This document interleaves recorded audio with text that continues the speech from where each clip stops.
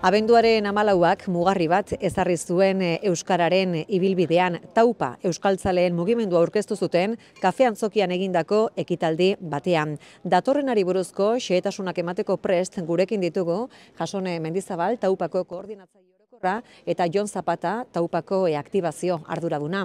Ongi etorri bioi. Eskerrik asko. Topaguneak hasiera berri bat irudikatu du, izena eta izana aldatuta. Zer aldatu da? Bueno, lehenik eta den gizarte aldatu da, eta euskararen erronkak ere aldatu dira, eta gizarte erronka berriei egokitzeko gu geu aldatu gara, euskaltzalen topagunea izatetik, taupa euskaltzalen mugimendu izatera igaro gara, eta horren baitan idea nagusiak aipatuko ditut, alde batetik euskaltzale aktivistak nahi ditugula zaretu, eta orain arte Euskara Elkarteetan zaretu ditugun moduan, orain Euskara Elkarteetatik harago Euskal Herri osoko euskaltzaleak zaretzera goaz. Euskaltzalen topagunea urte guztietan, jardun duen urte guztietan zehar, Euskara Elkartez osatutako federazioa izan da, horrek dituen aukera askorekin, baina muga batzuekin ere, ez? Muga geografikoei buruz ari gara batez ere. Azken finean, Euskara Elkarte asko izan dira euskaltzalen topaguneko kide, taupako kide badira orain ere, eta horrek egiten duena da, haien eragin eremu horietan, haien herrietan, eskualdeetan eragiteko aukera sakona eman izan digun urte guzti hauetan zehar. Baina badakigu ere, Euskal Herri osoan eragiteko intentzioa baldin badugu Euskara Elkartetatik harago salto bat emateko beharra dagoela, hortik, ez? Badator batez ere zergati hori. Euskal Herri osoko euskaltzaleak saretzeko aukera zabaltzeko. Herri txiki honetan ezin dugu espazio hori galdu, geografiari galdu, eta Euskara Elkarteen bidez heltzen ez garen zoko hoietara nahi dugu euskaltzale jendearen bidez heldu. Hori da lehen aldaketa. Eta bigarrena izango litzake herrigintzan egiten dugun lanari lotutakoa.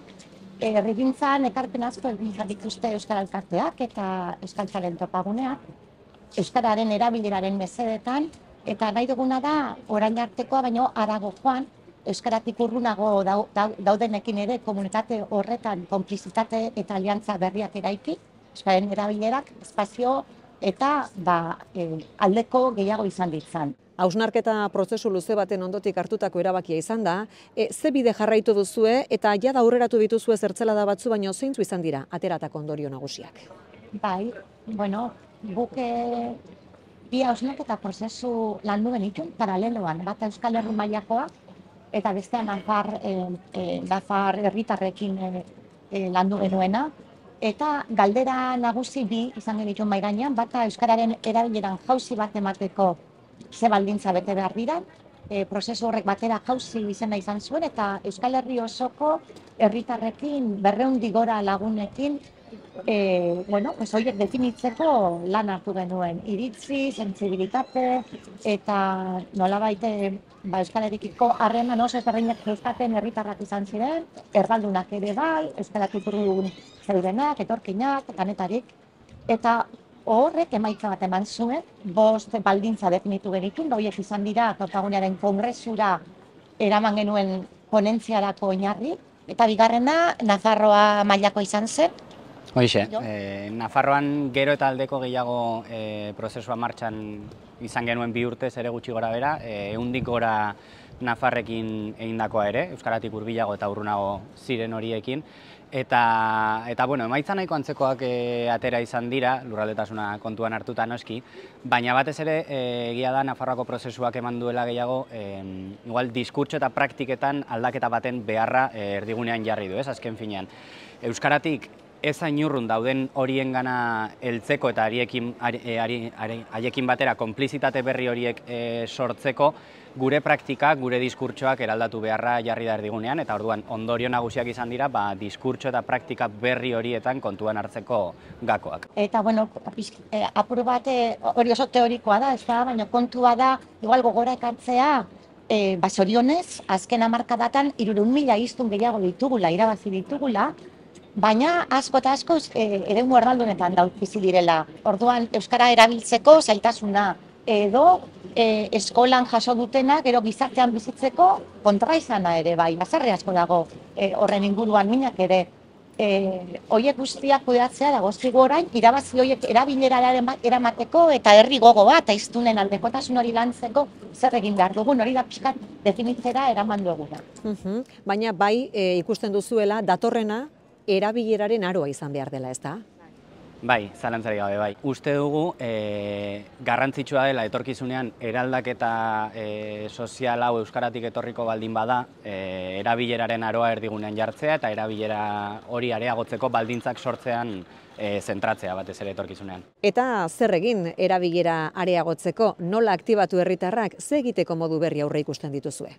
Bai, hemen garrantzitsua aipatzea ziurrenik euskaltzale eta euskaldun izateko moduak aldatu direla, azkeneko urteetan, eta hori bizitzeko eta sentitzeko moduak eta noski erakusteko moduak ere aldatu direla. Lehendabiziko gakoetako bat gutxienez izango litzateke euskaltzale mugimenduak hori barnebiltzea, hori balioan jartzea eta behar duen espazio hori ematea, erabilerak aurrera egin dezan. Nola ez, espazio seguruak sortuz, euskara imperfektua balorean jarriz, halako kontutxoak hau detartean. Eta bigarren kontuari dagokionez, ze berri, ez dakit hainbeste berri, ez berri hori hala izango den, bai egia da, ekintzetan hainbeste zentratu baino egiteko moduetan asko zentratu nahiko genukela, gertukotasunetik, harremanak eta zaintza erdigunean jartzen, parte hartzeko modu desberdinak eskaini. Eta nahi duzue baita ere, euskaltzale aktivistak saretzea elkarren artean, ez da? Bai, guretzat funtsezkoa da gizarte zibilaren papela honetan guztian. Egia da, hiztunaren eta herritarren gogoa ez dela nahikoa, behar ditugula bai, erakundeak eta hizkuntza politikak, baina lehena gabe ez dago etorkizunik. Eta horretan, herritar antolatuok egin aldogun ekarpena da, gure herri gogoa aurretik jartzea, eta hortik bai eginako dugu, nolabait politika publikoak mugiarazi, babes sendoagoak lortu, baliabideak eskuratzea nolabait erabileraren aro horrek aurrera egin dezan. Iruditzen zaigu aukera daukagula, orain arte Euskara Elkarteen baitan 20.000 bazkide biltzeko gai izan gara. Horren bikoitza izango bagenitu, ze mugiarazteko gai izango gindako duzta. Eta ez da bakarrik politika publikoen eremuan, baita ere herri bizitzan gertuko harremanak dira gure iritziz bai lehenago eta bai aurrerantzean ere euskararen erabilerarako auzo bizitzan egosten den horrek izango du bere biziko garrantzia eta horretarako jende herritar eta hiztun ahaldunduak behar ditugu eusteko nolabait egoera erosoetan ere nolabait hiztun moduan eraldaketa hori gorpuzteko herritarrak behar ditugu eta guk hor ekarpen bat egin nahi dugu hiztun horiek ahalduntzen eta saretzen. Garrantzia eman nahi izan diozue aniztasunari eta gizarte kohesioari. Zentzu horretan ze egiteko estrategiko identifikatu duzue? Alde batetik iruditzen zait, behin da barriro ateratzen den idea dela, jendarte anitza dela, Euskal Herrian une honetan eta hizkuntza gehiago eta jatorri gehiagoko hiztuna ditugu, 100 gora hizkuntza hitz egiten dira, eta hiztun profilak ere askotarikoa dira, ez? Nolabait euskalduna izate hori beste era batzutara ulertzen duen herritar asko dago, eta aniztasun hori kudeatzeko iruditzen zaigu lehenik eta behin etorri berriak aintzat hartu behar ditugula, eta beraiei euskaraz bizi den herri bat badela, lehenik eta behin azaldu nolakoa den, nola hurbildu daitekeen, ze tresna ditun, harrerak behar ditugula herriz herri orokortu eta pedagogia lana egin baita ere, ez bakarrik politika publikoek lagun dezaten horretan, bezik eta herritarrok ere kontzientzia har dezagun gure eskutik bakarrik hurbilduan izango direla hiztun berriak gure euskaldun bizitza eta erabilera espazio horietara. Eta kohesiorako tresna da hizkuntzaren gaia edozeinen esku egon daitekeelako gutxienez ulermenera heltzea, euskara ikastea, hori ez da jatorri kontua, hori ez da ADN kontua, hori ikasiaz integraziorako itzeleko bidea da. Herritarren borondatea beharrezkoa izango da, baina ez nahikoa.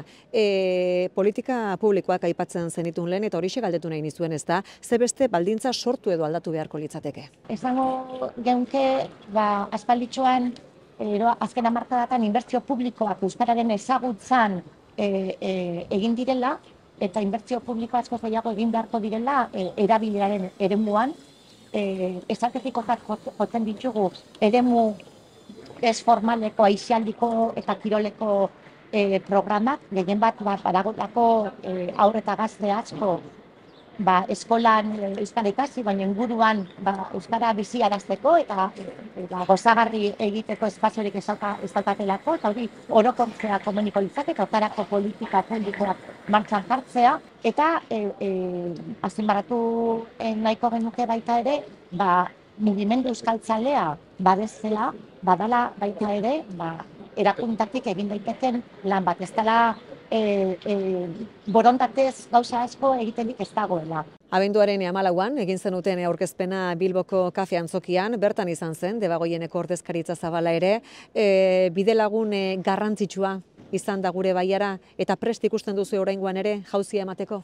Bueno, prest eta ezinbesteko, esan genuk, ez da, iruditzen zait baiara honek asko eman duela. Hemen itzeleko biharra dago. Eta pentsatzen dugu hau normala dela, baiara baten horren beste mugimendu egotea, ez ohikoa da, ez dakit zergaiti den, akaso hemen kultura kolaboratibo handia dagoelako, eta mugimendu handia bestelako eremuetan ere, ez da bakarrik euskararen inguruan, eta esango nuke aukera dagoela jauzi bat emateko, giharra badago nunbait hemen badagoela, mugitzea dagokigula, eta atzera begira aitortza bat baita ere, hemen sortu diren elkarte eta mugimenduek herrirako, baiararako sortu dira, baina beti jarri dute energia pitin bat Euskal Herrirako. Hori izan da, eskuzabaltasun handiz bokatu da, hemengo proiektutatik, goinatik bertatik ere, tokiko meratzeko, eta gaeletik topagun meratzeko. Eta seguru nau, eta sindikatu ezkero, etapa berri honetan, gauza berriak sortzeko gai izango garela, eta mugimendu indartsuago baterako ere badagoela indarra, dakemena. Eta atzera begira jarrita, aitortza baita ere topaguneari berari duela 28 urte, federazio gisa sortu zen, euskararen erabileran eragiteko helburuarekin, eta orduko hartan nagusiki elkarteen beharrak asetzen laguntzeko ere bai. Nola baloratzen duzu 28 urteotako ibilbidea? Ezinbestekoa izan da bere lana gaur egun gauden tokira ailegatzeko? Oso garrantzitsua izan da, zalantzari gabe ezinbestekoa ere esango dugu. Azken finean, gure mugimendua ez da goitik bera sortutako mugimendu bat izan, Jasonek lehen aipatu duen moduan Euskara elkarteak izan dira eta izango dira gainera etorkizunan ere ez. Mugimendu honen muina eta hori garrantzitsua da aipatzea. Euskara elkarteak saretzeko bide hori ireki ez balitz, topagunea litzateke sortuko, topaguneak izan duen bilakaera guzti horretan Euskara elkarteek induten ekarpena ezinbestekoa izan da. Orduan aitortza guztia zalantzari gabe azkeneko 28 urte hauetan lanean egon zareten garen guztioi, eta etorkizun oparoago bat izango badugu hor ere oinarrituta dagoelako izango da. Tira, datorren urtean, maiatzaren 15-tik 25-era egingo da Euskaraldiaren edizio berri bat. Herritarrak aktibatzeko helburu duen ariketa soziala izanik, garrantzitsua izango da hori ere, hizpide izan ditugun helburuetan horietan guztietan laguntzeko, ez da? Bai, izango nuke Euskaraldiak dianaren erdian jotzen duela, ez da? Hiztuna ahaldunduak eratzeko eta urrunago erosaitasun gehiago dauzkatenak ere trebatzeko, lehen hitza euskaraz izateko, eta hain erosoak ez diren egoerakan ere euskarari eusteko, dela besteak ulertzen duenean naizta erderaz egin, norberak eusteko praktika horiek behar ditugu egunerokora ekarri. Honek nolabait bide batzuk erakusten ditu, hiztun moduan jokatzeko, posible direnak, eta modu jostagarri baten eginda gainera, egingarri dela ikusi dugu eta epe luzera ere eragiten duela. Esango nuke, oso barritzaile izan zela bere garaian lehen edizioan lanzatu genuen gobernantzarako era, eta hortik baditugula pista asko ere aurrera aurrerantzean elkarrekin lankidetzan jarduteko. Bai, eta hor ere, uste dugu garrantzitsua dela, guretzako euskaraldia izan da ikasketa prozesu luze bat ere, ez? Eta azken finean Taupa euskaltzalen mugimenduaren oinarriren bat ere ezartzeko lagundu izan digu. Jon Zapata eta Jasone Mendizabal, eskerrik asko, eta etorkizun oparoa izan dezala Taupa euskaltzaleen mugimendu jaioberriak. Hala izan da, eskerrik asko.